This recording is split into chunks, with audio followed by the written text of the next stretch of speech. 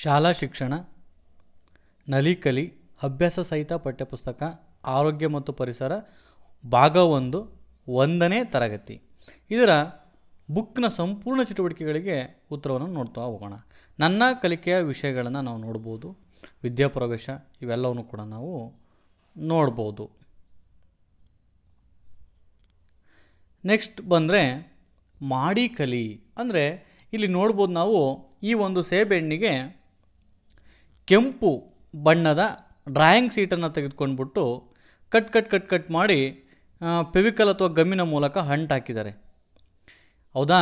ಅದೇ ರೀತಿ ನಾವು ಈ ಮೀನಿಗೆ ಏನು ಮಾಡಬೇಕು, ಈ ಒಂದು ಯಾವುದಾದ್ರೂ ಒಂದು ಬಣ್ಣದ ಸೀಟನ್ನು ತೆಗೆದುಕೊಂಡು ಕಟ್ ಮಾಡಿ ಇದಕ್ಕೆ ಬಣ್ಣವನ್ನು ಏನು ಮಾಡಬೇಕು, ಪೇಪರ್ಗಳನ್ನು ಕಟ್ ಮಾಡಿ ನಾವು ಅಂಟಿಸ್ಬೇಕು. ಅದು ನೋಡಲಿಕ್ಕೆ ತುಂಬ ಚೆಂದ ಕಾಣುತ್ತೆ. ದೇಹದ ಭಾಗಗಳನ್ನ ಕೂಡಿಸ್ಬೇಕು. ಕಣ್ಣಿಗೆ ಕಣ್ಣು ಕೂಡಿಸ್ಬೇಕು, ಕೈಗೆ ಕೈ ಕೂಡಿಸ್ಬೇಕು. ಹೌದಾ? ಬಾಯಿಗೆ ಬಾಯಿ ಕೂಡಿಸ್ಬೇಕು, ಕಾಲಿಗೆ ಕಾಲು ಕೂಡಿಸ್ಬೇಕು, ಕೈಗೆ ಕೈ ಕೂಡಿಸ್ಬೇಕು, ಕಾಲಿಗೆ ಕಾಲು ಕೂಡಿಸ್ಬೇಕು, ಬಾಯಿಗೆ ನೋಡ್ರಿ ಇಲ್ಲಿ ಈ ಬಾಯಿ ಇದೆಯಲ್ಲ, ಈ ಮೂಗಿಗೆ ಮೂಗನ್ನು ಕೂಡಿಸ್ಬೇಕು, ಕಿವಿಗೆ ಕಿವಿಯನ್ನು ಕೂಡಿಸ್ಬೇಕು, ಇಲ್ಲಿಂದ ಕಿವಿ ಇಲ್ಲಿ ಕಿವಿ ಕೂಡಿಸ್ಬೇಕು. ಈ ರೀತಿ ನಾವು ಏನು ಮಾಡಬೇಕು, ದೇಹದ ಭಾಗಗಳನ್ನು ಗೆರೆ ಎಳೆದು ಹೊಂದಿಸ್ಬೇಕು. ನೆಕ್ಸ್ಟ್ ಬಂದರೆ ಹೇಳಿದ ಸಂಖ್ಯೆಗಳಿಗೆ ನೀಡಿದ ಬಣ್ಣ ಹಾಕು. ಇಲ್ಲಿ 6 ಇದೆ, 6ಕ್ಕೆ ಯೆಲ್ಲೋ ಬಣ್ಣ ಹೇಳಿದ್ದಾರೆ. ಇಲ್ಲಿ 9 ಇದೆ, 9ಕ್ಕೆ ಗ್ರೀನ್ ಬಣ್ಣ ಹೇಳಿದ್ದಾರೆ. 8ಕ್ಕೆ ಬ್ಲೂ ಬಣ್ಣ ಹೇಳಿದ್ದಾರೆ. 7ಕ್ಕೆ ಕೆಂಪು ಬಣ್ಣ. ಈ ರೀತಿ ಅವ್ರು ಹೇಳಿರುವಂಥ ಬಣ್ಣವನ್ನು ಏನು ಮಾಡಬೇಕು, ಇಲ್ಲಿ ಹಚ್ಚಬೇಕು. ಹಚ್ಚಿದರೆ ಇದು ಮುದ್ದಾಗಿ ಕಾಣುತ್ತೆ.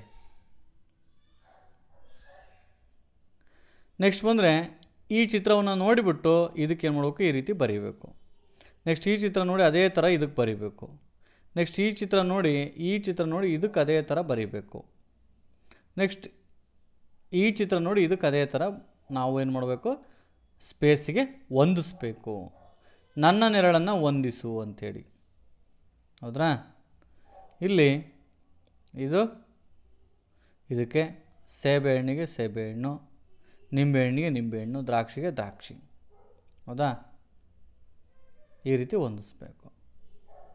ನೆಕ್ಸ್ಟ್ ಬಂದರೆ ಇದು ಕೂಡ ಒಂದೇ ಥರದ ಬಣ್ಣ ಹಾಕಬೇಕು. ಚಪ್ಪಲಿಯನ್ನು ಕಾಲಿಗೆ ಹಾಕ್ತೀವಿ, ಕಾಲಿಗೆ ಒಂದೇ ಥರದ ಬಣ್ಣ ಹಾಕಬೇಕು. ಹಸುನ ಕೊಟ್ಟಿಗೆಗೆ ಬೀಳ್ತೀವಿ, ಹಸಿಗೂ ಮತ್ತು ಕೊಟ್ಟಿಗೆಗೆ ಒಂದೇ ಥರದ ಬಣ್ಣ ಹಾಕಬೇಕು.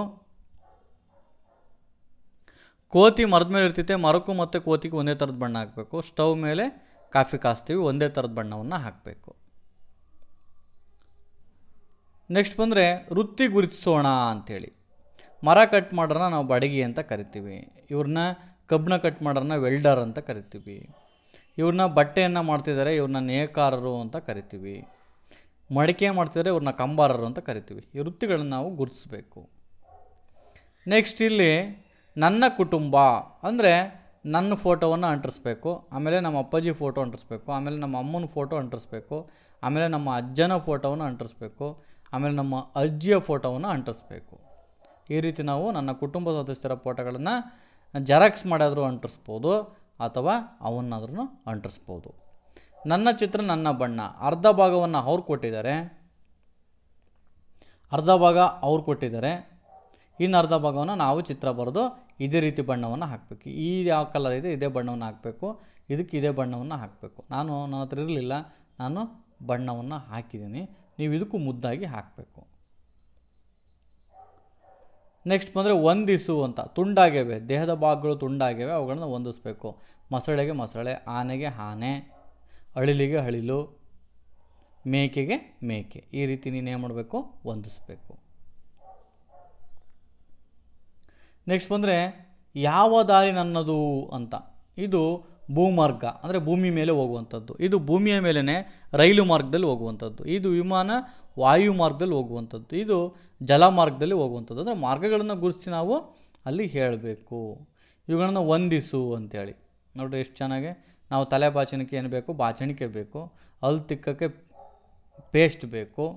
ಆಮೇಲೆ ಕೈ ವಾಶ್ ಮಾಡೋಕ್ಕೆ ಸೋಪ್ ಬೇಕು. ಉಗುರು ಕಟ್ ಮಾಡೋಕ್ಕೆ ನೈಲ್ ಕಟ್ಟರ್ ಬೇಕು. ಉಗುರು ಕತ್ತರಿಸುವುದು ಬೇಕು. ಹೌದಾ? ಇವೆಲ್ಲ ಆರೋಗ್ಯಕರವಾದಂಥ ಅಭ್ಯಾಸಗಳು.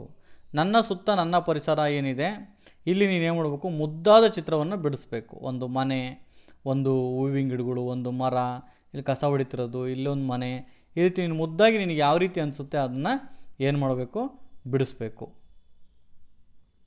ಅಂದರೆ ಇನ್ನು ಸುತ್ತಲಿನ ಪರಿಸರದ ಚಿತ್ರವನ್ನು ನೀನಿಲ್ಲಿ ಬಿಡಿಸ್ಬೇಕು.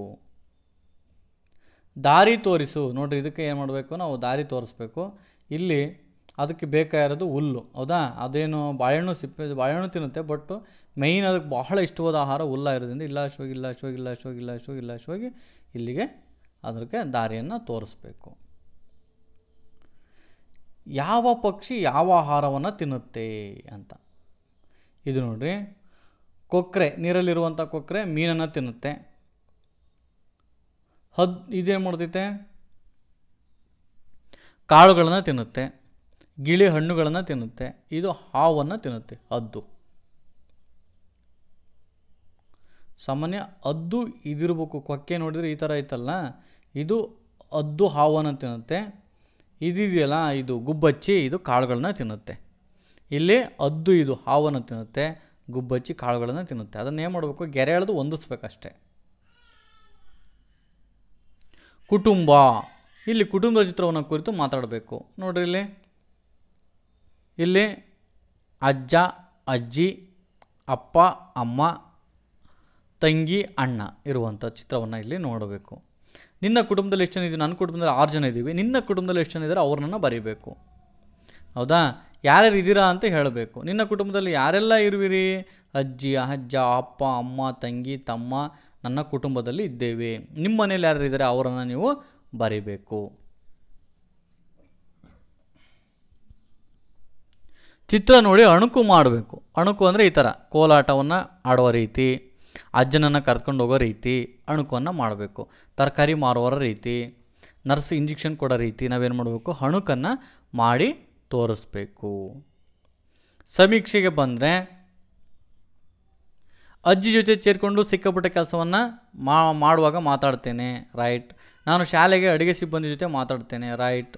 ಶಾಲೆಗೆ ಭೇಟಿ ನೀಡುವ ಆರೋಗ್ಯ ಸಿಬ್ಬಂದಿ ಮತ್ತು ಆಶಾ ಕಾರ್ಯಕರ್ತರ ಜೊತೆ ಪ್ರಶ್ನಿಸ್ತೇನೆ, ರೈಟ್. ಮನೆಗೆ ಪೋಸ್ಟ್ ತಂದು ಕೊಡುವ ಪೋಸ್ಟ್ಮ್ಯಾನ್ ಅವರೊಂದಿಗೆ ಮಾತಾಡ್ತೇನೆ. ಮಾರುಕಟ್ಟೆ ಸಂತೆ ಜಾಗದಲ್ಲಿ ತರಕಾರಿ ಅಣ್ಣನ ಜೊತೆ ಮಾತಾಡ್ತೀನಿ. ವಿದ್ಯುತ್ ಬಿಲ್ ಬರುವಂಥ ಸಿಬ್ಬಂದಿ ಜೊತೆ ಮಾತಾಡ್ತೀನಿ. ನನ್ನ ಮನೆಗೆ ಭೇಟಿ ನೀಡುವ ಸಂಬಂಧಿಕರ ಜೊತೆ ಮಾತಾಡ್ತೀನಿ, ಅವ್ರನ್ನೆಲ್ಲ ಮಾತಾಡಿಸ್ಬೇಕು ಅಂತ. ನನ್ನ ಸ್ನೇಹಿತ ಬಂಧುಗಳಿಗೆ ವಿಶೇಷ ದಿನದೊಂದು ಶುಭಾಶಯನ್ನು ಕೋರ್ತೇನೆ. ಅಂಗಡಿ ಸಾಮಾನು ತರಲು ಹೋದಾಗ ಅಂಗಡಿಯವರೊಂದಿಗೆ ಧೈರ್ಯವಾಗಿ ಮಾತಾಡ್ತೇನೆ. ಅತ್ತೆ ಮಾವ ಚಿಕ್ಕಪ್ಪರ ಜೊತೆ ಗೌರವದಿಂದ ಮಾತಾಡ್ತೇನೆ. ನೋಡಿರಿ, ನಾನು CRP ಅವರೊಂದಿಗೆ, ನನ್ನ ಶಾಲೆಗೆ ಭೇಟಿ ನೀಡುವ CRP ಜೊತೆನೂ ಉತ್ತಮವಾಗಿ ಮಾತಾಡ್ತೇನೆ. ನನ್ನ ಮನೆ ಸದಸ್ಯರೊಂದಿಗೆ ಹಾಸ್ಯದೊಂದಿಗೆ ಮಾತಾಡ್ತೇನೆ. ಇವೆಲ್ಲವೂ ಕೂಡ ನೀವೆಲ್ಲರೂ ಏನು ಮಾಡಬೇಕು, ಗೌರವದಿಂದ ಮಾತಾಡಿಸ್ಬೇಕು. ಇಲ್ಲಿ ಇವರು ಯಾರಿಗೇನು ಸಹಾಯ ಮಾಡ್ತಾರೆ ಅಂತ, ತಾಯಿ ಮಗುವಿಗೆ ನಡಿಗೆಯನ್ನು ಕಲಿಸ್ತಿರುವಂಥದ್ದು, ಪೊಲೀಸರು ಕಳ್ಳನನ್ನು ಹಿಡಿದಿರುವಂಥದ್ದು, ರಸ್ತೆ ಬದಿ ಕಸ ಗುಡಿಸ್ತಿರುವಂಥದ್ದು, ತಂದೆ ಮಗನಿಗೆ ಏನು ಮಾಡ್ತಿದ್ದಾರೆ, ಸೈಕಲ್ ಸವಾರಿಯನ್ನು ಕಳಿಸ್ತಿದ್ದಾರೆ, ಅಮ್ಮ ಸ್ನಾನ ಮಾಡಿಸ್ತಿರುವಂಥದ್ದು, ಪೈಪನ್ನು ಸರಿ ಮಾಡ್ತಿರುವಂಥದ್ದು, ಪ್ಲಂಬರ್ ಬಂದಾನೆ, ಇಲ್ಲಿ ಶಿಕ್ಷಕಿ ಪಾಠ ಮಾಡ್ತಿರುವಂಥದ್ದು, ಹೌದಾ? ಇಲ್ಲಿ ನಮ್ಮ ಮನೆಯ ಕೆಲಸಗಳಿಗೆ ಹೊರಗಿನಿಂದ ಸಹಾಯ ಮಾಡುವಂಥವ್ರು ಯಾರು? ಪ್ಲಂಬರು ಮತ್ತು ಗ್ಯಾಸ್ ಫಿಟ್ ಮಾಡುವಂಥವ್ರು, ಇವರೆಲ್ಲರೂ ಕೂಡ ನಮಗೆ ಬೇಕು. ಇಲ್ಲಿ ನಮ್ಮ ಶಾಲೆ, ಮನೆ, ಊರಿಗೆ ಯಾರೆಲ್ಲ ಸಹಾಯ ಮಾಡ್ತಾರೆ? ಶಿಕ್ಷಕರು, ತಂದೆ ತಾಯಿ, ಪೋಸ್ಟ್ಮ್ಯಾನು, ಅಂಗಡಿ ಟೀಚರು, ವೈದ್ಯರು, ಆಶಾ ಕಾರ್ಯಕರ್ತರು, ಇವರೆಲ್ಲರೂ ಕೂಡ ನಮಗೇನು ಮಾಡ್ತಾರೆ, ಸಹಾಯವನ್ನು ಮಾಡ್ತಾರೆ. ಇಲ್ಲಿ ಯಾವ ಹೇಳಿಕೆ ಸರಿಯಾಗಿದೆ ಅನ್ನೋದನ್ನು ಹೊಂದಿಸ್ಬೇಕು, ಯಾವುದಕ್ಕೆ ಯಾವುದು ಸರಿಯಾಗಿದೆ ಅಂತ. ಇಲ್ಲಿ ಒಂದನೇದಕ್ಕೆ ಇದು, ನನ್ನನ್ನು ಕ್ಷಮಿಸು. ಇದು ದಯವಿಟ್ಟು ಗಿಫ್ಟನ್ನು ತಗೋ. ಇದು ಧನ್ಯವಾದಗಳು ಅಂತನಾದರೂ ಬರಿಬೋದು. ಅಂದರೆ ಇಲ್ಲಿ ಎರಡನೇದಕ್ಕೆ ದಯವಿಟ್ಟು ಇದನ್ನು ತಗೋ ಅಂತ, ಇದು ಗಿಫ್ಟನ್ನು ತಂದಿದ್ದಕ್ಕೆ ಧನ್ಯವಾದಗಳು ಅಂತ ಹೇಳಿರುವಂಥದ್ದು. ಇದು ಒಂದನೇದಕ್ಕೆ, ಇದು ಎರಡನೇದಕ್ಕೆ, ಇದು ಮೂರನೇದಕ್ಕೆ, ಈ ರೀತಿ ನೀವು ಹಾಕ್ಬೋದು. ಇನ್ನು ಕೆಲವು ಸನ್ನಿವೇಶತೆ ನೀನು ಮಾತಾಡಬೇಕು. ನನ್ನ ಆಟ ನನ್ನ ಖುಷಿ, ಇಲ್ಲಿ ಆಡ್ತಿದ್ದಾರೆ ನೋಡ್ರಿ, ಕುಂಟೆ ಬಿಲ್ಲೆ ಆಡಿದ್ದೇನೆ, ಕುಂಟೆ ಬಿಲ್ಲೆ ಅಂತ ಬರೆಯುವಂಥದ್ದು. ಇಲ್ಲಿ ನೀನು ಯಾವ ಆಟ ಆಡಿದೆಯಾ? ಹೌದು ಆಡಿದ್ದೀನಿ. ಅಂಗಡಿ ಬಣ್ಣದ ಗುಳಿಗಳನ್ನು ಎಲ್ಲಿ ಸಿಗ್ತವೆ, ಅಂಗಡಿಯಲ್ಲಿ ಸಿಗ್ತವೆ. ಎಷ್ಟು ಜನ ಸೇರಿ ಆಡ್ತೀರಾ? 3-4 ಜನ ಸೇರಿ ಆಡ್ತಿದ್ವಿ ನೋಡಿರಿ, ಇಲ್ಲಿ ಗೋಲಿ ಆಟವನ್ನು ಆಡ್ತಿದ್ದಾರೆ. ನೆಕ್ಸ್ಟ್ ನಿಯಮಗಳ ಪಾಲನೆ ಅಂದರೆ ಎಲ್ಲೆಲ್ಲಿ ನಿಯಮಗಳನ್ನು ಪಾಲಿಸಬೇಕು? ಸರದಿ ಸಾಲಿನಲ್ಲಿ ಬಸ್ ಹತ್ತಬೇಕು, ಹೌದಾ? ಪ್ರಾಯರ್ನಲ್ಲಿ ಶಾಲಾ ಪ್ರಾರ್ಥನೆ ಸಮಯದಲ್ಲಿ ಶಿಸ್ತಿನಿಂದ ವರ್ತಿಸಬೇಕು. ನೀರಿಗೆ ಬಂದಾಗ ಸರದಿ ನೀರಿನಲ್ಲಿ ಕುಡಿಯುವ ನೀರನ್ನು ಇಡುವಂಥದ್ದು. ಶಾಲೆಯಲ್ಲಿ ಸಾಲಿನಲ್ಲಿ ಶಿಸ್ತಿನಿಂದ ಕುರಿತು ಊಟವನ್ನು ಮಾಡುವಂಥದ್ದು, ಹೌದಾ? ನಿಯಮಗಳನ್ನು ಪಾಲಿಸ್ತಿದ್ರೆ ಏನಾಗುತ್ತೆ? ನಿಯಮಗಳನ್ನು ಪಾಲಿಸಿದ್ರೆ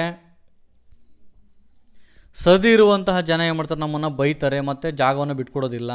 ಪ್ರಾರ್ಥನೆ ಸಮಯದಲ್ಲಿ ಸರದಿಯಲ್ಲಿದ್ದರೆ ಶಿಸ್ತು ಕಾಣ್ತದೆ, ಇಲ್ಲದಿದ್ದರೆ ಅಶಿಸ್ತು ಕಾಣ್ತದೆ, ಹೌದಾ?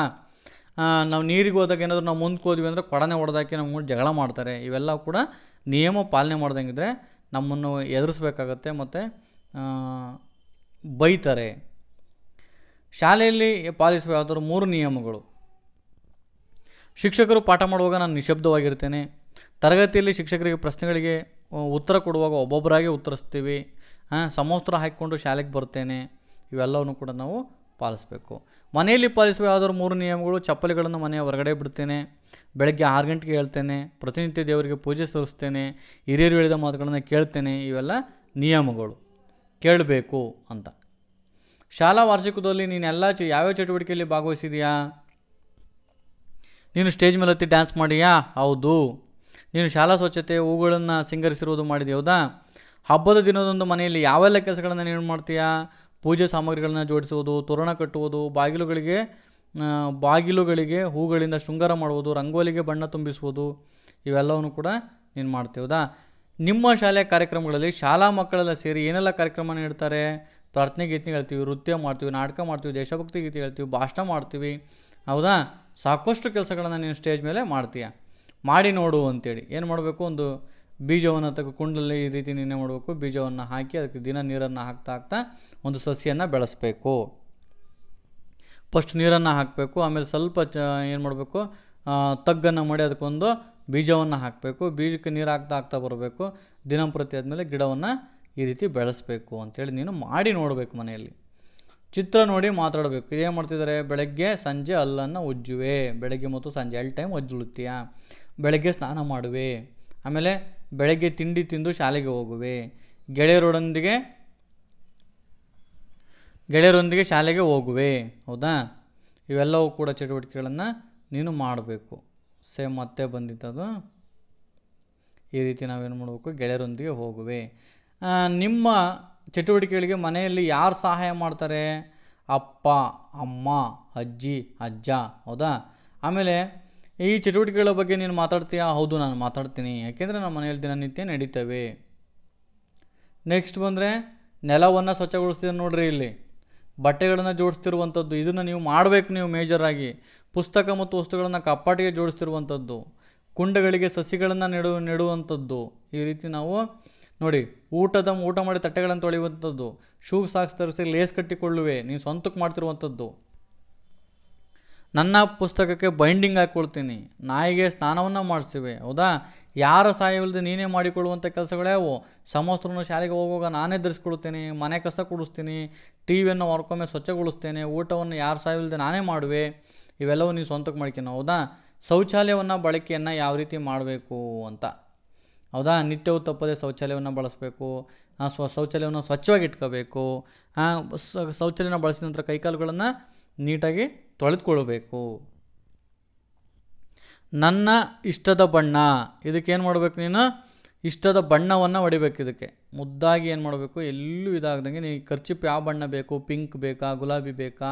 ಆ ಬಣ್ಣವನ್ನು ಇದಕ್ಕೆ ಏನು ಮಾಡಬೇಕು? ನೀಟಾಗಿ ಈ ರೀತಿ ಹೊಡಿಬೇಕು. ಕ್ರಯನ್ಸ್ ಮೂಲಕ ಹೊಡಿಬೇಕು. ಈ ರೀತಿ ಏನು ಮಾಡಬೇಕು? ಕ್ರಯನ್ಸ್ ಮೂಲಕ ನೀನು ಎಲ್ಲೆಲ್ಲೂ ಜಾಗ ಕಾಣದಂಗೆ ಈ ರೀತಿ ಬಣ್ಣವನ್ನು ಹಾಕಬೇಕು. ಮತ್ತು ಮಾಸ್ಕಿಗೆ ಕೂಡ ನೀನು ಬಣ್ಣವನ್ನು ಹಾಕಬೇಕು. ಬೇರೆ ಬೇರೆ ರೀತಿ ಬಣ್ಣವನ್ನು, ಇದೇ ಬಣ್ಣ ಹಾಕಬೇಕು ಅಂತೇನಿಲ್ಲ, ಬೇರೆ ಬೇರೆ ರೀತಿಯ ಬಣ್ಣವನ್ನು ನೀನೇನು ಮಾಡಬೇಕು? ಮಾಸ್ಕಿಗೆ ಹಾಕಬೇಕು. ಚೆಂದ ಕಾಣಂಗೆ ನೀನೇನು ಮಾಡಬೇಕು? ಬಣ್ಣವನ್ನು ಹಾಕಬೇಕು. ಹಾಕಿ ಆದಮೇಲೆ ಇವುಗಳು ಯಾವಾಗ ಬಳಸ್ತೇವೆ? ಜನಸಂದಣಿ ಇದ್ದಾಗ ಬಳಸ್ತೇವೆ ಮಾಸ್ಕನ್ನು. ನನ್ನ ಕೈ ಸ್ವಚ್ಛತೆಗೆ ಬಳಸ್ತೇನೆ ಕರವಸ್ತ್ರ. ಕೆಟ್ಟ ವಾಸನೆ ಬರ್ತಿದ್ರೆ ನಾನು ಏನು ಮಾಡ್ತೀನಿ? ಕರವಸ್ತ್ರವನ್ನು ಬಳಸ್ತೀನಿ, ಹೌದಾ? ಮೂಗಿನಲ್ಲಿ ಗೊಣ್ಣೆ ಸುರಿತಿದ್ರೆ ಅಥವಾ ನೆಗಡಿ ಆಗಿದ್ದರೆ ಕರವಸ್ತ್ರವನ್ನು ಬಳಸ್ತೇನೆ. ಇವುಗಳನ್ನು ಬಳಸೋದ್ರಿಂದ ಆಗೋ ಉಪಯೋಗಗಳೇನು? ಕ್ಷಯ, ದಂತ, ಸಾಂಕ್ರಾಮಿಕ ರೋಗಗಳನ್ನು ತಡೆಗಟ್ಟಲು ಮಾಸ್ಕ್ ಬೇಕು. ಕೋವಿಡ್-19 ರಕ್ಷಣೆಗೆ ಮಾಸ್ಕ್ ಬೇಕು, ನೆಗಡಿ ಅಥವಾ ಕೆಮ್ಮು ಬಂದಾಗ ಕರವಸ್ತ್ರ ಬೇಕು, ಕೈ ಸ್ವಚ್ಛತೆಗೆ ಕರವಸ್ತ್ರ ಬೇಕು, ಮುಖ ಬೆವರಿದಾಗ ಕರವಸ್ತ್ರ ಬೇಕು. ಇವುಗಳಿಂದ ಇಷ್ಟೊಂದು ಅನುಕೂಲ ಇದೆ. ಹೌದಾ? ಇಲ್ಲಿ ಕೈಯನ್ನು ತೊಳಿತಿರುವಂಥದ್ದು, ಇಲ್ಲಿ ಸೋಪ್ನಿಂದ, ಲಿಕ್ವಿಡ್ನಿಂದ ಸೋಪ್ನಿಂದ ಕೈಯನ್ನು ತೊಳೆಯುವಂಥದ್ದು. ನೀನು ಕೈ ತೊಳೆಯುವ ಹಂತಗಳ ಬಗ್ಗೆ ಮಾತಾಡಬೇಕು. ಈ ರೀತಿ ಅಭ್ಯಾಸಗಳನ್ನು ರೂಢಿಸ್ಕೋಬೇಕು. ನೋಡಿರಿ, ಕೈ ತೊಳೆಯುವ ವಿಧಾನಗಳು. ಇದು 1ನೇ ವಿಧಾನ, ಸೋಪನ್ನು ತಗೊಂಡಿರೋದು. 2ನೇ ವಿಧಾನ, ಸೋಪನ್ನು ಹಚ್ಕೊಳ್ತಿರ್ಬೋದು. 3ನೇ ವಿಧಾನ, ಎರಡೂ ಕೈಗಳನ್ನು ಉಜ್ಜುತ್ತಿರುವಂಥದ್ದು. 3ನೇ ವಿಧಾನ ಈ ರೀತಿ 6. 4ನೇ ವಿಧಾನ ರಬ್ ಮಾಡ್ತಿರುವಂಥದ್ದು. ಇದು 5ನೇ ವಿಧಾನ, ಇಲ್ಲಿ ನೋಡ್ಬೋದು. ಇದು 5ನೇ ವಿಧಾನ, ಇದು 6ನೇ ವಿಧಾನ. ಈ ರೀತಿ ನಾವೇನು ಮಾಡಬೇಕು, ನೀಟಾಗಿ ಕೈಗಳನ್ನು, ಹ್ಯಾಂಡ್ ವಾಶನ್ನು, ಇನ್ನೂ ಭಾಳಷ್ಟು ಉದಾಹರಣೆಗಳಿದ್ದಾವೆ, ಅವನ್ನು ಪಾಲಿಸಬೇಕು. ನೆಕ್ಸ್ಟ್, ಯಾವುದು ಸರಿ ಯಾವುದು ತಪ್ಪು ಹಂತಗಳನ್ನು ಅನುಸರಿಸಿ ಕೈ ತೊಳಿಬೇಕು. ರೈಟ್, ಇವುಗಳನ್ನು ನೀನು ನೋಡಿ ಹಾಕಬೇಕು. ಇವನ್ನ ಚಪ್ಪಲಿ ಧರಿಸದೆ ಓಡಾಡಬೇಕಾ? ತಪ್ಪು. ಧರಿಸ್ಕೊಂಡೇ ಓಡಾಡಬೇಕು. ಇವನ್ನ ನೋಡಿ ನೀನು ಯಾವುದಂತ ಓದ್ಕೊಂಡ್ಬಿಟ್ಟು ಅದು ಸರಿ ತಪ್ಪನ್ನು ನೀನು ಹಾಕಬೇಕು. ನನ್ನ ಮಾತು. ಸೂಜಿ, ಇದು ದಾರ, ಇಲ್ಲಿ ಗುಂಡಿ ನೋಡಿ, ಇಲ್ಲಿ ಚೆಡ್ಡಿದು ಅಥವಾ ಲಂಗದ ಉಕ್ಸ್ ಕಿತ್ತಾಗ ಹಾಕೊಳ್ಳುವಂಥದ್ದು. ಈ ವಸ್ತುಗಳನ್ನು ಎಲ್ಲಿ ಬಳಸ್ತೇವೆ? ಅಂಗಿ ಗುಂಡಿ ಆಗಲು ಬಳಸ್ತೇವೆ. ಟೈಲರ್ ಅಂಗಡಿಯಲ್ಲಿ ನೋಡಿದ್ದೇನೆ. ಹೂವು ಪೋಣಿಸಲು ಬಳಸ್ತಾರೆ, ಬಟ್ಟೆಗೆ ಉಕ್ಸ್ ಹಾಕ್ತಾರೆ. ಹೌದಾ? ಇವೆಲ್ಲ ನೀನು ನೋಡಿರ್ತೀಯ. ನಿನಗೆ ಯಾವ ರೀತಿ ಸಹಾಯವನ್ನು ಮಾಡ್ತೇವೆ? ಅಂಗಿ ಗುಂಡಿ ಏನಾದರೂ ಕಿತ್ತು ಹೋದರೆ ಗುಂಡಿ ಹಾಕಲು ಬೇಕಾಗತ್ತೆ. ಉಕ್ಸ್ ಕಳಿಸಿ ಹೋದಾಗ ಉಕ್ಸ್ ಹಾಕಿಕೊಳ್ಳಲು ಇವು ಬೇಕಾಗ್ತವೆ. ಇವುಗಳನ್ನು ನಿಮ್ಮ ಮನೆಯಲ್ಲಿ ಬಳಸುವ ಸಂದರ್ಭಗಳಿಗೆ ಮಾತಾಡು. ನನ್ನ ಅಂಗಿಯ ಗುಂಡಿ ಅಮ್ಮ ಹಾಕ್ತಿರುವಂಥ ನೋಡಿದ್ದೇನೆ. ಹರಿದ ಬಟ್ಟೆಯನ್ನು ಹೊಲಿಗೆ ಹಾಕೋದನ್ನು ಅಮ್ಮ ನೋಡಿದ್ದೇನೆ. ಹೂವು ಪೋಣಿಸಲು ಕೂತಂತಹ ದಾರಗಳನ್ನು ಪೋಣಿಸುವಾಗ ಅಮ್ಮ ಹಾಕ್ತಿರೋಂಥದ್ದನ್ನು ನಾನು ನೋಡಿದ್ದೀನಿ. ನೀನು ಇನ್ನೂ ಹೊಸ ಸನ್ನಿವೇಶಗಳಿದ್ದರೆ ಅಲ್ಲಿಗೆ ನೀನು ಹುಡುಕಿ ಬರೀಬೇಕು. ಅದು ಬರೀಬೇಕು ಅಂತೇನಿಲ್ಲ, ಅದ್ರ ಬಗ್ಗೆ ಮಾತಾಡಬೇಕು. ಇಲ್ಲಿ ಎಚ್ಚರದಿಂದ ಬಳಸುವ ಸಾಧನಗಳಿಗೆ ಏನು ಮಾಡಬೇಕು? ಕೆಂಪು ಬಣ್ಣವನ್ನು ಹಾಕಬೇಕು. ಸಹಜವಾಗಿ ಬಳಸುವ ಸಾಧನಗಳಿಗೆ ನೀಲಿ ಬಣ್ಣವನ್ನು ಹಾಕಬೇಕು. ಇದು ಎಚ್ಚರದಿಂದ ಬಳಸುವ ಸಾಧನಗಳು ಯಾವಿದ್ದಾವೆ. ಇದು ನೀನು ಸಾಧಾರಣವಾಗಿ ಬಳಸುವಂಥ ಸಹಜ ವಸ್ತುಗಳಿಗೆ ನೀನು ನೀಲಿ ಬಣ್ಣವನ್ನು ಹಾಕಬೇಕು. ಇದು ಕತ್ತರಿ ಎಚ್ಚರದಿಂದ ಬಳಸಬೇಕು, ಅದಕ್ಕೆ ಕೆಂಪು ಬಣ್ಣವನ್ನು ಹಾಕಬೇಕು. ಇದು ಕೂಡ ಇಲ್ಲಿ ಕೆಂಪು ಬಣ್ಣವನ್ನು ಹಾಕಬೇಕು, ಯಾಕೆಂದರೆ ಎಚ್ಚರಿಕೆಯಿಂದ ಬಳಸಬೇಕು. ಇದು ಬಾಲು ಹಸಿರು ಬಣ್ಣವನ್ನು ಹಾಕಬೇಕು. ಮನೆಯಲ್ಲಿ ಎಚ್ಚರದಿಂದ ಬಳಸುವ ಚಾಕು, ಕತ್ತರಿ, ಬ್ಲೇಡು, ಗರಗಸ, ಇಳಿಗೆ ಮಣಿ, ಸೂಜಿ, ಕಂದಿಲು, ಐರನ್ ಪೆಟ್ಟಿಗೆ, ಮಿಕ್ಸಿ, ಎಲೆಕ್ಟ್ರಾನಿಕ್ ವಸ್ತುಗಳನ್ನು ಬಳಸುವಾಗ ಭಾಳ ಎಚ್ಚರಿಕೆಯಿಂದ ನಾವು ಬಳಸಬೇಕು. ಇವುಗಳನ್ನು ನೀವು ಮಾಡಿದೆವುದಾ? ಗಿಡಕ್ಕೆ ನೀರು ಹಾಕ್ತೀಯಾ, ಒಣಗಿದ ಕಸವನ್ನು ಹೊರಗೆ ಹಾಕ್ತೀಯಾ, ಇವನ್ನೆಲ್ಲವನ್ನೂ ಕೂಡ ನೀನು ಮಾಡಿರ್ತೀಯಲ್ಲ, ಇವಕ್ಕೆ ಏನು ಮಾಡ್ಬೇಕು? ನೀನು ಸ್ಮೈಲ್ ಚಿತ್ರವನ್ನು ಬರ್ಕೋಬೇಕು. ನಗು ಮುಖವನ್ನು ಬರ್ಕೋಬೇಕು. ನೋಡಿ ವಿಂಗಡಿಸು. ಇದರಲ್ಲಿ ಹೇಳಿದರೆ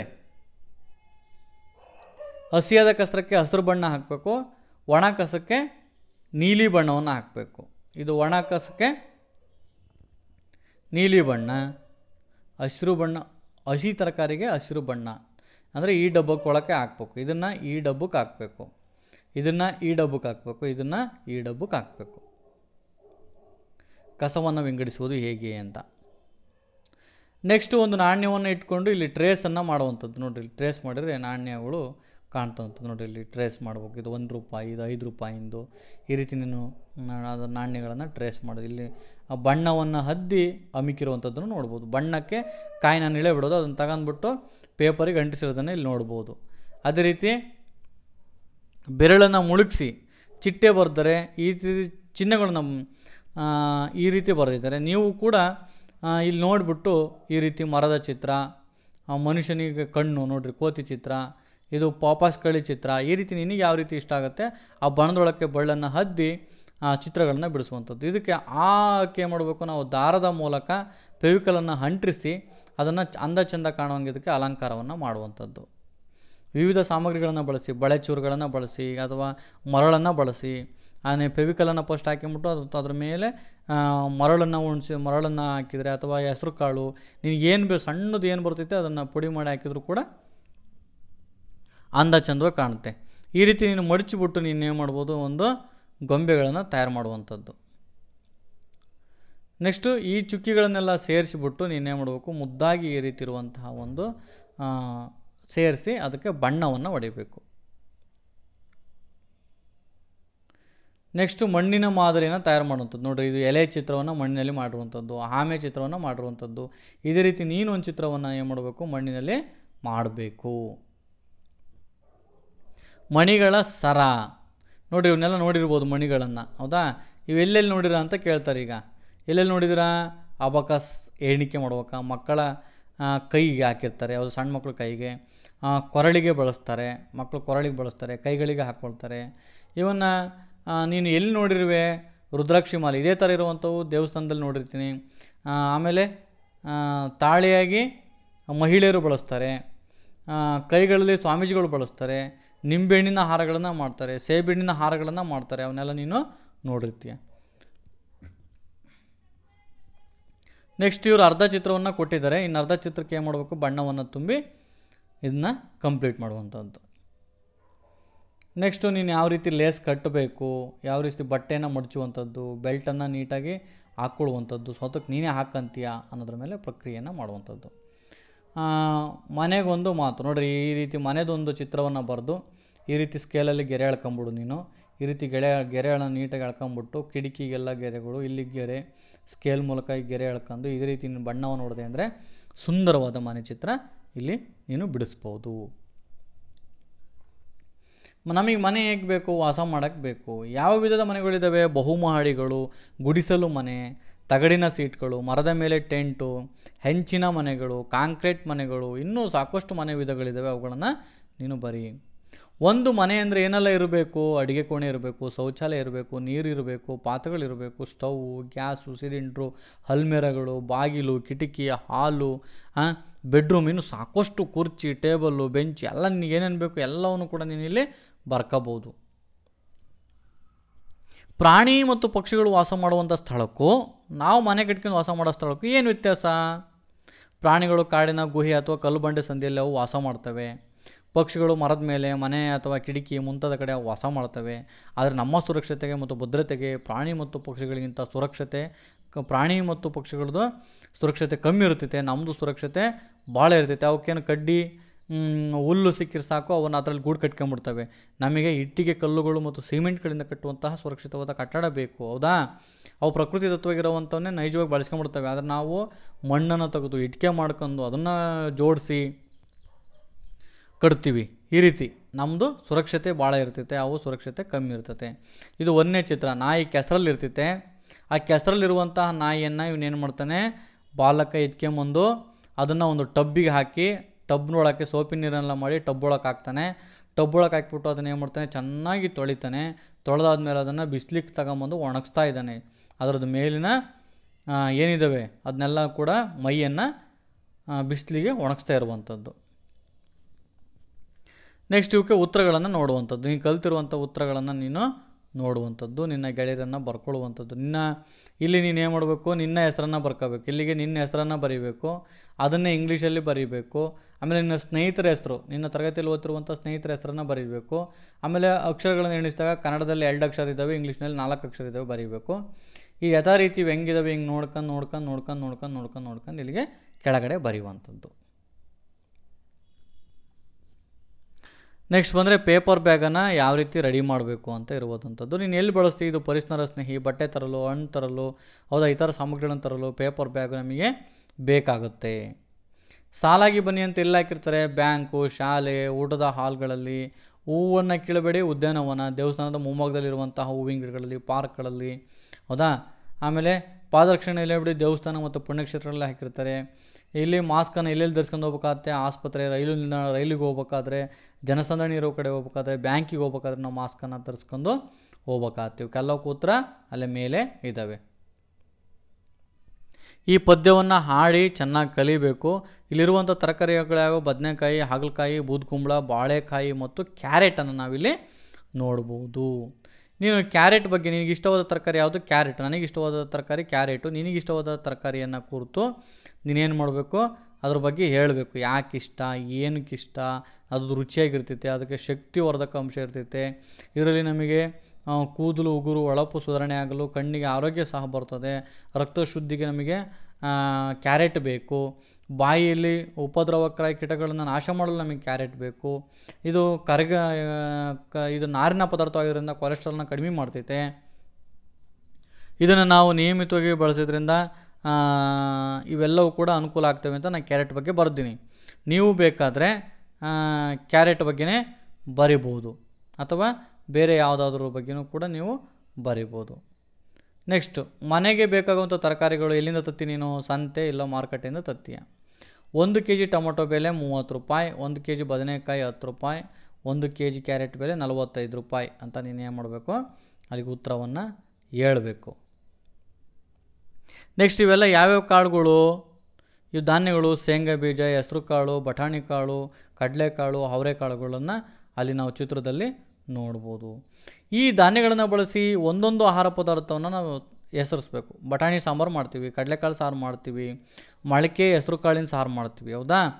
ಯಾವ ಧಾನ್ಯ ನಿನಗಿಷ್ಟ? ಹೆಸರು ಕಾಳು ಇಷ್ಟ. ಯಾಕೆ? ಅದು ಮೊಳಕೆ ಹೆಸರು ಕಾಳನ್ನ ತಿನ್ನೋಕ್ಕೆ ನನಗೆ ಮೊಳಕೆ ಆದಂಥ ಹೆಸರು ಕಾಳುಗಳನ್ನ ತುಂಬ ಇಷ್ಟ, ಅದಕ್ಕೆ ನಾನು ಹೆಸರು ಕಾಳನ್ನು ತಿಂತೀನಿ. ಚಿತ್ರ ನೋಡಿ ಏನು ಮಾಡಬೇಕು. ಇದು ನೋಡಿರಿ, ಮೀನು, ಇದು ಮೊಟ್ಟೆ, ಇದು ಹಾಲು, ಇದು ಸೊಪ್ಪು, ಇದು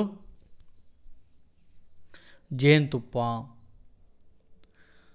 ಚಿತ್ರದಲ್ಲಿ ಹಾಲು, ಮೀನು, ಮೊಟ್ಟೆ, ಜೇನುತುಪ್ಪ ಮತ್ತು ಸೊಪ್ಪಿನ ಸಾರು ಇವುಗಳನ್ನು ನಾವಿಲ್ಲಿ ನೋಡ್ಬೋದು. ಇವಲ್ಲ, ಇದು ಉತ್ತರ ಅಲ್ಲ, ಇಷ್ಟು ನಿಮಗೆ ಉತ್ತರ. ನೆಕ್ಸ್ಟ್ ಬಂದರೆ, ಶಾಲೆ ಬಿಸಿ ಊಟಕ್ಕೆ ಯಾವ್ಯಾವೆಲ್ಲ ಹಾಕ್ತಾರೆ ಅಂತ. ಸೊಪ್ಪು, ಕ್ಯಾರೆಟು, ಬೀನ್ಸು, ಬೇಳೆ, ಉಪ್ಪು, ಹೌದಾ? ಏನೇನು ಸಾಂಬಾರು, ಖಾರದ ಪುಡಿ ಎಲ್ಲ ಏನೇನು ಆಹಾರ ಪದಾರ್ಥಗಳನ್ನು ಹಾಕ್ತಾರೆ ಅವುಗಳನ್ನು ನಿನ್ನ ಗೆಳೆಯರ ಜೊತೆ ಚರ್ಚಿಸಿ ಹೇಳು ಅಂತ ಹೇಳಿದ್ದಾರೆ. ಆಮೇಲೆ ಸೊಪ್ಪು, ಯಾವ್ಯಾವ ಥರದ ಸೊಪ್ಪುಗಳಿದ್ದಾವೆ ಅಂತ ಇಲ್ಲಿ ನೋಡೋದಾದರೆ ನೋಡಿರಿ, ಇವೆಲ್ಲ ಸೊಪ್ಪಿನ ವಿಧಗಳನ್ನು ನಾವಿಲ್ಲಿ ನೋಡ್ಬೋದು. ಇವೆಲ್ಲ ಸೊಪ್ಪಿನ ವಿಧಗಳು ಇವಷ್ಟು. ಯಾವ್ಯಾವ ಥರ ಸೊಪ್ಪಿದೆ ಅನ್ನೋದು ಇದೆಯಲ್ಲ, ಇವೆಲ್ಲವೂ ಕೂಡ ನಾವು ದಿನನಿತ್ಯ ಬಳಸುವಂತಹ ಸೊಪ್ಪುಗಳು. ಇಲ್ಲಿ ನೋಡ್ಬೋದು ನೀವು, ಇವೆಲ್ಲವೂ ಕೂಡ ಸೊಪ್ಪುಗಳು. ಇವೆಲ್ಲ ನಾವು ತಿನ್ನುವಂಥ ವಿವಿಧ ರೀತಿಯ ಸೊಪ್ಪುಗಳು. ಇಲ್ಲಿ ನೋಡಿರಲಿ, ಆಹಾರವನ್ನು ಚೆಲ್ತಾ ಇದ್ದಾನೆ, ಚೆಲ್ಲಬಾರ್ದು, ಹೌದಾ? ಆಹಾರವನ್ನು ಪೋಲಾಗದಂತೆ ನಾವು ನೋಡಿಕೊಳ್ಬೇಕು. ಏಕೆ ಅಂತಂದರೆ, ಆಹಾರವನ್ನು ಬೆಳೀಲಿಕ್ಕೆ ನಾವು ಆಹಾರನ ಉಳಿಸಿ ಬಿಸಾಡಿಸಿದರೆ ಹಸಿವು ನೀಗಿಸಿ ಹಸಿದವರಿಗೆ ಚಿನ್ನ ಅದು, ಹೌದಾ? ಸ್ವಚ್ಛವಾದ ಆಹಾರ, ಶುದ್ಧನ ಸೇವಿಸಿ ಆರೋಗ್ಯವಾಗಿರಬೇಕಪ್ಪ ಅಂದ್ರೆ ನಮಗೆ ಆಹಾರ ಬೇಕೇ ಬೇಕು. ನೋಡಿರಿ, ಇಲ್ಲೊಂದು ಮಾತಿದೆ, ಕಷ್ಟಪಟ್ಟು ಆಹಾರ ಬೆಳೆದು ನಮ್ಮೆಲ್ಲರ ಹೊಟ್ಟೆ ತುಂಬಿಸುವಂಥ ಅನ್ನದಾತನಿಗೆ ನಮ್ಮೆಲ್ಲರ ಕೋಟಿ ನಮಗಳನ್ನು ಕೊಡಬೇಕು ಅಂದರೆ ನಾವು ಅನ್ನವನ್ನು ಚೆಲ್ಲಬಾರ್ದು. ಏಕೆಂದರೆ ಇನ್ನೊಬ್ಬರಿಗೆ ಅದು ಯೂಸ್ ಆಗುತ್ತೆ. ಪ್ರಾಣಿ ಮತ್ತು ಪಕ್ಷಿಗಳಿಗೆ ಆಹಾರ ಬೇಕಲ್ಲವೇ? ಕಾಡು ಪ್ರಾಣಿಗಳು ಮತ್ತು ಸಾಕು ಪ್ರಾಣಿಗಳು ಸೇವಿಸುವಂಥ ಆಹಾರಗಳ ಬಗ್ಗೆ ಕುರಿತು ಮಾತಾಡು. ಕಾಡು ಪ್ರಾಣಿಗಳು ಮಾಂಸವನ್ನು ತಿಂತವೆ, ಬೇಟೆಯಾಡಿ ತಿಂತವೆ, ಮತ್ತು ಅವುಗಳು ಕೂಡ ಮೊಲ, ಜಿಂಕೆ ಅವೆಲ್ಲ ಹುಲ್ಲನ್ನು ತಿಂತವೆ. ಸಾಕು ಪ್ರಾಣಿಗಳಿಗೆ ನಾವು ಹುಲ್ಲನ್ನು ತಂದು ಹಾಕ್ತೀವಿ, ಹೌದಾ? ಅವನ್ನೆಲ್ಲವನ್ನು ಕೂಡ ನೀನು ತರಗತಿ ಕೋಣೆಯಲ್ಲಿ ಮಾತಾಡಬೇಕು. ಒಂದು ದಿನ ಆಹಾರವಿಲ್ಲ ಅಂದರೆ ಏನಾಗುತ್ತೆ? ಹಸಿವು ಇದ್ದಾಗ ನಾವು ಏನಾಗುತ್ತೆ, ಹೊಟ್ಟೆ ಹಸ್ತು, ನಮಗೆ ಶಕ್ತಿ, ಕೈಕಾಲು ಎತ್ತಕ್ಕೆ ಬರ್ದಂಗಾಗಿ ಭಾಳಷ್ಟು ತಲೆನೋವು ಬರ್ತೈತೆ. ಆಮೇಲೆ ನಮಗೆ ಏನು ಕೆಲಸ ಮಾಡೋಕ್ಕೆ ಇಷ್ಟ ಆಗಲ್ಲ, ಹೊಟ್ಟೆ ಹಸಿತಿರ್ತೈತೆ, ಹೌದಾ? ಹಾಗಾಗಿ ನಾವು ಬಹಳ ಆಹಾರವನ್ನು ವೇಸ್ಟ್ ಮಾಡ್ದೇ ನೀಟಾಗಿ ಬಳಸ್ಕೋಬೇಕು. ಬೆಲ್ಲದ ಪಾನಕವನ್ನು ಯಾವ ರೀತಿ ಮಾಡಬೇಕು ಅಂತ ಇಲ್ಲಿ ಕೊಟ್ಟಿದ್ದಾರೆ ಸಾಮಾನುಗಳನ್ನ. ಬೆಲ್ಲದ ಪಾನಕಗಳನ್ನು ಮಾಡೋಕ್ಕೆ ಯಾವೆಲ್ಲ ಆಹಾರ ಬೇಕು? ನಿಂಬೆಹಣ್ಣು ಬೇಕು, ಬೆಲ್ಲ ಬೇಕು, ಶುಂಠಿ ಬೇಕು, ಏಲಕ್ಕಿ ಬೇಕು, ಮತ್ತು ಜೊತೆಗೆ ನೀರು ಬೇಕು. ನೀರು ಕೂಡ ಬೇಕು. ನೀರಿಲ್ಲ ಅಂದ್ರೆ ನಾವು ಏನೂ ಮಾಡೋಕ್ಕಾಗಲ್ಲ, ಹಾಕಿಬಿಡ್ಬೇಕು. ಶಿಕ್ಷಕರ ಸಹಾಯದಿಂದ ನೀನು ಪಾನಕವನ್ನು ಮಾಡೋದು ಕಲ್ಕೋಬೇಕು. ಮೊದಲು ಬೆಲ್ಲವನ್ನು ಕುಟ್ಟಿ ನೀರಿಗೆ ಹಾಕಬೇಕು. ಆ ನೀರಲ್ಲೆಲ್ಲ ಕರಗಿದ ಮೇಲೆ ಬೆಲ್ಲವನ್ನು ಸೋಸಬೇಕು. ಅದಕ್ಕೆ ಆಮೇಲೆ ಶುಂಠಿನ ಜಜ್ಜಿ ಹಾಕಬೇಕು, ಏಲಕ್ಕಿ ಪುಡಿ ಮಾಡೋದನ್ನು ಹಾಕಬೇಕು, ಆಮೇಲೆ ನಿಂಬೆ ರಸವನ್ನು ಹಿಂಡಬೇಕು.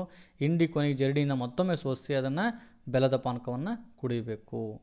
ಇಲ್ಲಿ ನೀರು ಎಷ್ಟು ಅಮೂಲ್ಯ ಅನ್ನೋದನ್ನು, ನೀರನ್ನು ಮಿತವಾಗಿ ಬಳಸಬೇಕು, ಹೌದಾ? 1 ಲೀಟ್ರಿಗೆ ಎಷ್ಟು ರೂಪಾಯಿ ಐತೆ ಗೊತ್ತಾ? 1 ಲೀಟ್ರ್ ನೀರಿಗೆ 20 ರೂಪಾಯಿ ಐತೆ ನಾವು ಕೊಂಡ್ಕೋಬೇಕು ಅಂತಂದರೆ. ನೋಡಿ, ಇಲ್ಲಿ ನೀರಿನ ಉಪಯೋಗಗಳನ್ನು ನೋಡೋದಾದರೆ ನಮಗೆ ತೂಕ ಇಳಿಸಬೇಕು. ಇವಕ್ಕೆಲ್ಲವೂ ಕೂಡ ನೀರು ದೇಹದ ತಾಪಮಾನವನ್ನು ಕಾಪಾಡಲಿಕ್ಕೆ ಬೇಕು. ಮೈಗ್ರೇನ್ ಆದಾಗ ನಮಗೆ ಚಿಕಿತ್ಸೆಯನ್ನು ಮಾಡಲಿಕ್ಕೂ ಕೂಡ ನೀರು ಬೇಕು. ಮಿದುಳು ಕಾರ್ಯಕ್ಷಮತೆಯಿಂದ ವರ್ಕ್ ಮಾಡಬೇಕು ಅಂದರೂ ನೀರು ಬೇಕು. ಇಷ್ಟೆಲ್ಲ ನೀರಿನ ಅನುಕೂಲ ಇದೆ. ನಾವು ಅದನ್ನು ನೀರನ್ನು ಅತ್ಯಮೂಲ್ಯವಾಗಿ ಬಳಸಬೇಕು. ನೋಡಿರಿ, ಇದು ಹೋಟೆಲ್ಗೆ ಏಕೆ ಹೋಗ್ತಾರೆ ಜನ?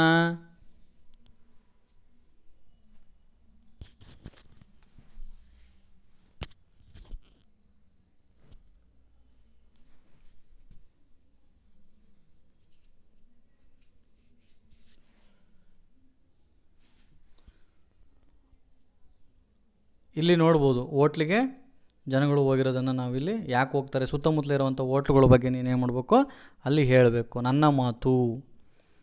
ಇದನ್ನು ಉಪ್ಪಿಟ್ಟಿಗೆ ಏನೇನು ಹಾಕ್ತಾರೆ ಅಂತ ಇಲ್ಲಿ ನಾವು ನೋಡ್ಬೋದು. ನೆಕ್ಸ್ಟು ಉಪ್ಪಿಟ್ಟನ್ನು ಯಾವ ರೀತಿ ಮಾಡ್ತೀವಿ ಅನ್ನೋದನ್ನು ಕೂಡ ಅವರು ಕೇಳಿದ್ದಾರೆ.